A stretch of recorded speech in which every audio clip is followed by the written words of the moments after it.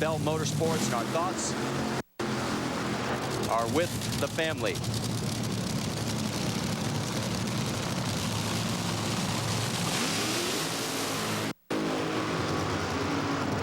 We also want to pass along some good news involving the man in the left lane, Morgan Lucas. His father, Forrest Lucas, has just been released from the Mayo Clinic. He had been in the hospital for 2 weeks. He had a complication from surgery that laid him up, and it was a bit of a struggle, but heard from wife Charlotte that he is going to be okay. He's on the mend. In fact, they are planning on being at Pomona, so that is good news. Let's go and talk to Corey Mack. Corey, getting a cool drink here after a hot run. A year ago in this event, you lost in a hole shot to Brandon Bernstein. How much was that on your mind today? Since I woke up this morning. It's one of those things, but it's just one of those things where he is an excellent driver, excellent crew over there, but this Fran Mayer Top Fuel dragster is starting to haul the meat. I'll tell you, run 55 in these conditions, I think is pretty good. So for Samstown and Torco Racing Fuels and Evan, Nolan, everybody, we want to thank you guys for everything you do for us. And I'll tell you, to beat the Bud car in the Bud shootout, that's a big deal. Bet it is. All right, as we come back towards the starting line, there is Morgan Lucas. He is the only rookie in the shootout right here this year. 41st different competitor.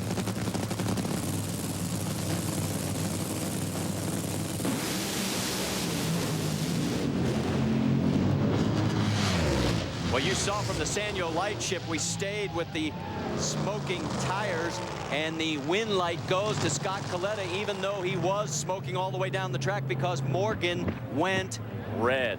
Morgan Lucas is going to be kicking himself. His crew, Jim Dupuis and the rest of the guys, gave him a great race car, a 452 in the heat of the day, but Morgan threw it all away on the starting line when he left before the green light came on. Just a mental error right there, and I tell you, that's a tough break, because obviously he would have been in the next round, but Scott Coletta, you see him there getting that thing sideways as he was smoking the tires. He's the one that'll be in the next round.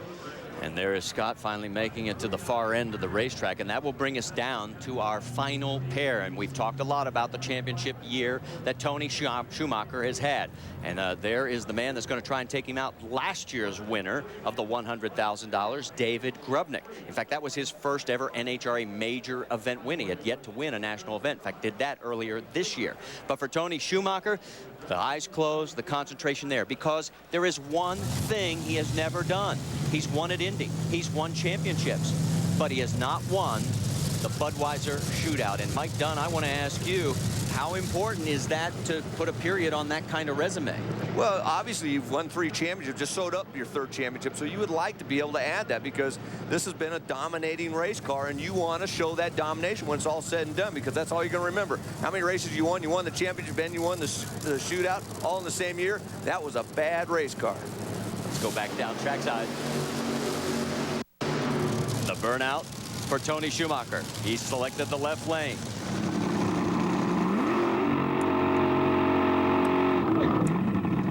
And you're on board the Strivectin SD top fueler of David Grubnick.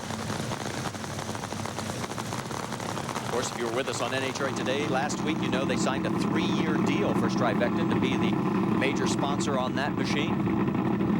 Now, obviously, the team's very excited about that, but they're very excited about getting that pick to get in the show. I mean, the defending champion of the Budweiser shootout, but they had to pick with 8 other drivers, and he gets the draw to be able to get in here to have the opportunity to try to repeat against Tony Schumacher.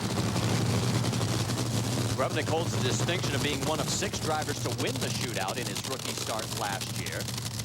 And Tony, for him, it's his 7th straight Budweiser shootout. He was runner-up to Doug Coletta, his first ever side-by-side sub-4 52nd run back at Pomona in 03. That was his only ever shootout final, and that was a great drag race, which we all remember. And Alan's got to be happy right now with what he's seen in front of him. So, I mean, 2 cars went down that left-hand lane. Corey ran the 455. Morgan Lucas ran a 452. You know he's aggressive. He's not going to pull anything back. He's going to race that racetrack and run as hard as he thinks he can run it. And right now, that left lane looks really good.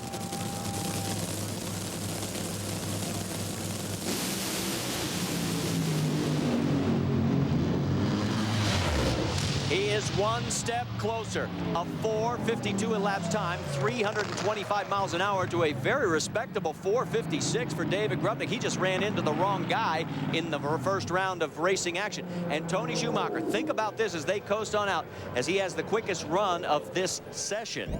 As we take a look at this, if he wins, he already won $400,000 for the championship. If he wins this and goes on to win the race with all the bonuses, that's a $600,000 payday. He can probably make a couple house payments with that, but hey, we're in Vegas. We talk about the luck of the draw.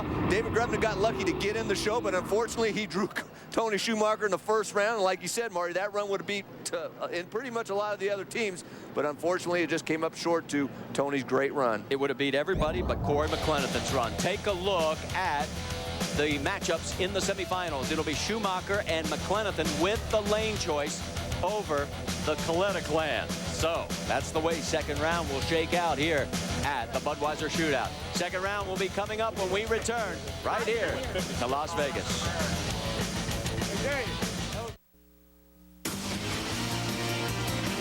Today's Speed World presentation of the NHRA Budweiser Shootout brought to you by Powerade. Sport is what you make it. And Budweiser. Bright, crisp, clean, pure. The king of beers.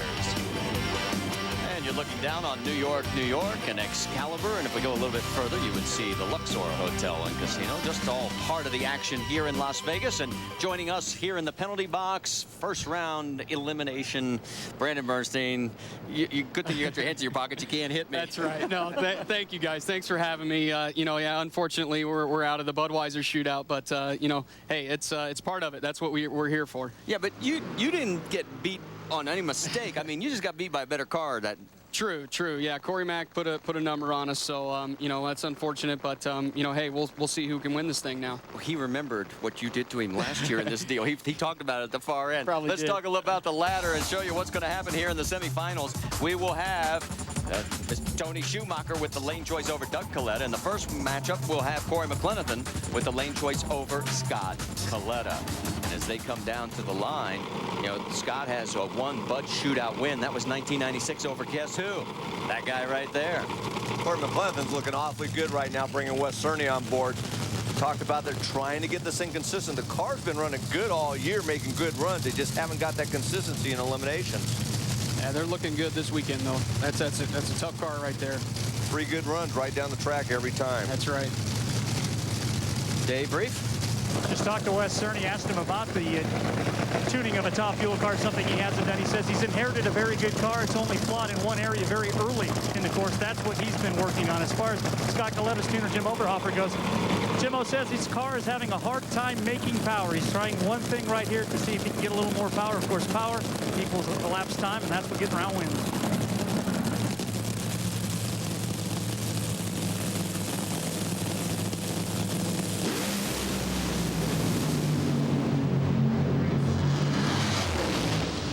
What a great race.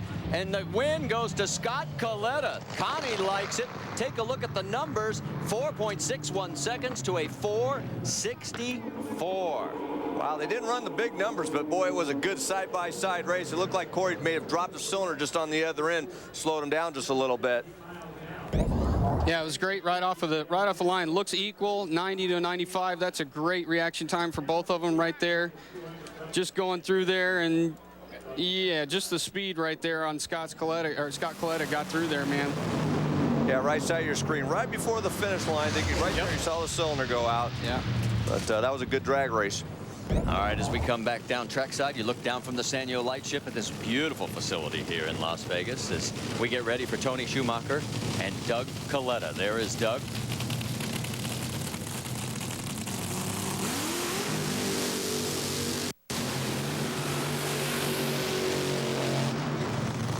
And after the burnout, we'll talk more about these guys. But first, let's go to the far end. Gary.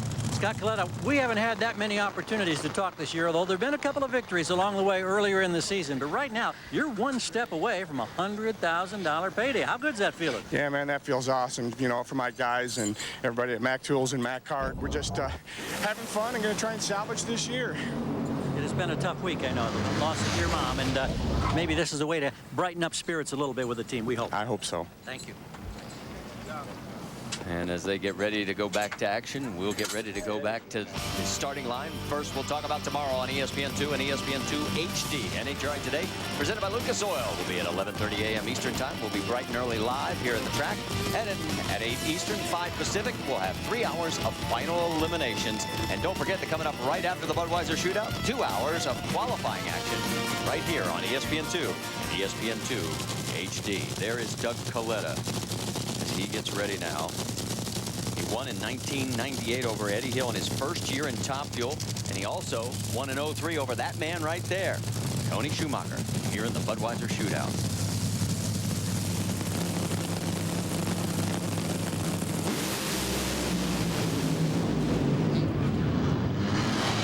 Tony Schumacher is one step away from completing something he has never done, winning the Budweiser Shootout. And look at the elapsed time, guys. I mean, you're shaking your head. You can't believe this, can you? The team is just amazing. You know, Alan Johnson's just got a handle on that race car, and when he needs to run those 440s, he does. That is the quickest we have seen. You know, it was a big surprise when we saw only 460s in the previous pair. I thought, cloud cover, this track ought to be good. Well, we found out just how good it is. Alan Johnson, he could read a racetrack, goes down the race, right down that lane to a 449. How about it? 275 miles per hour at the 8th mile. That car was trucking all the way down the lane. You see him go over the bump right there at the middle of the track. He'll have the lane choice. Tony, in only his second final in the Budweiser Shootout, he'll have the lane choice by a ton in this sport. And Brandon, before we say goodbye, I want to thank you and appreciate everything you've done. And we'll wish you good luck in final qualifying and also when race day tomorrow. Yeah, that's what we're shooting for now. So, yeah, thanks for having me. All right, we've got to take a commercial break. Stay with us. As you see, there is Tony at the far end of the racetrack. Stay with us. We've got a lot more coming your way from the Budweiser Shootout. And this is one of those contests you got to do that. Log on 100-Yard Blitz and enter Wally Trophies, tonight's code word for your chance to win an HD TV. And glad that you're with us here at Las Vegas. You're looking down from the Sanyo Lightship and the electronics leader Sanyo, proud to bring us our aerial pictures from the Lightship with Chief Pilot Alan Judd and cameraman Jeff Vaughn working with us today high in the skies. Thanks, guys. Always great to have you. And as we take a look at Team Schumacher from high above, they are already back getting ready for the final. And that's exactly what we're going to do. When we come back, it will be for $100,000. Today's Speed World presentation of the NHRA Budweiser Shootout brought to you by Powerade. Sport is what you make it. And Budweiser, bright, crisp, clean, pure, the king of beers. And welcome back as the sun begins to set in the west as we are here to find out who's going to take home 100,000 big ones. Will it be Tony Schumacher for the first and only time in his career? It's the only thing that has eluded him. His track temperature has dropped to 84 degrees. Scott Kalitta, who has won this one other time in his career, that was back in 1996. He'll be over in the right lane. And remember the significance for Tony. He clinches the championship for the year. That's worth $400,000. He wins this today. That's $100,000. He could have a $500,000 payday.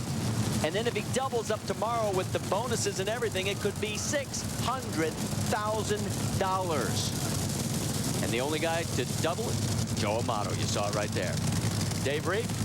Just talked to Jim Oberhofer, still says it's all about power. Power that he cannot find in that Jesse James Top Fuel dragster right there. The changes that he made last time didn't result the way he wanted it to. The car only went 461. Did say the good news is the weather is starting to come to him, but of course the bad news is it's coming to Tony Schumacher too. Well, Tony coming off that brilliant 449, the only 440 pass we've seen this weekend.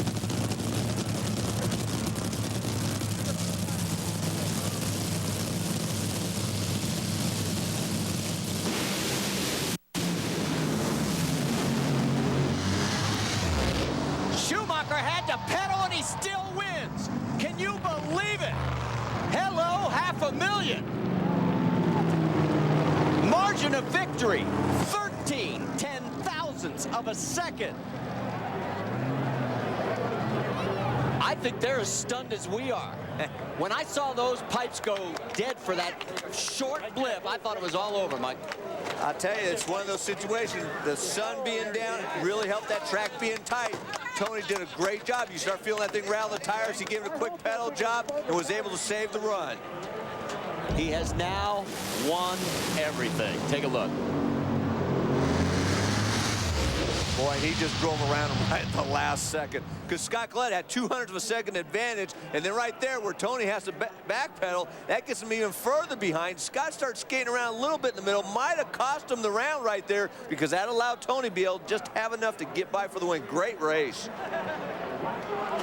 Take a look. The elapsed time, 4:57 for Tony, 4:59 for Scott. But Scott was 200ths quicker off the starting line. There it is in the reaction time department. The only place Tony leads in this thing is where it counts, at the stripe. Let's go to the far end. Tony climbs out of there, bud in hand, trophy in hand, check behind him. Whoa, the money is really starting to rack up. But I want to know, did you have to pedal that race car? Well, I'll tell you what, I hope I had to pedal it because I did pedal it. You know, I've done that before where you go out there and it starts to do something. You think it's going to smoke the tires or shake. I hope to God it had some tire smoke off that thing because I definitely pedaled it and I saw his car go out there. There's Scott's nose and I thought, oh, this is good or bad or I don't know what's going on. And it drove around him. And I look at that wind light when it comes on. That's all Bud money, man. Anheuser-Busch, outstanding. For the United States Army, you guys did a fantastic job all day long. But this is something that's eluded us for a long, long time. We just lost the #1 spot, you know, and I'll tell you what, Morgan went out there right in front of us, takes the #1 spot.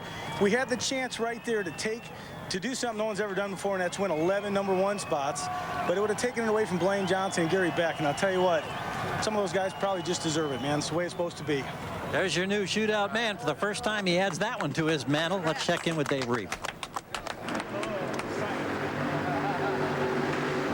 As we wait for a funny car burnout, we want to congratulate Alan Johnson. Tony's talking about the fact he hoped there was some smoke coming off of the tires. We're looking at it. You could see it. Well, it was rattling. You know, it may not have broke him loose, but it was rattling, and that's what tells him he's got to try and do something, you know. So, right or wrong, he did the right thing, got away with it, and great job of driving. And remember, this is a team concept. Great tuner.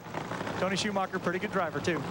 Well, there's been a couple of times this year where Tony will freely admit he's cost him a race. This time, he's won him a race because whatever the decision, it turned out to be right. What a great, great event. Stay with us. We're coming right back with our qualifying 2 hours here at the AC Delco NHRA Nationals. In case you have to go, we're glad that you were with us, and we hope to see you tomorrow at 8 Eastern for final eliminations. For those of you that are going to be staying, that's what's coming up right there here on ESPN2 and ESPN2 HD. For Mike Dunn, Dave Reeve, Gary Gerald, I'm Marty Reed. Hope you don't have to go anywhere because we are coming right back. This is a presentation of ESPN, the worldwide leader in sports. Don't go anywhere because 2 hours of qualifying is coming up right now.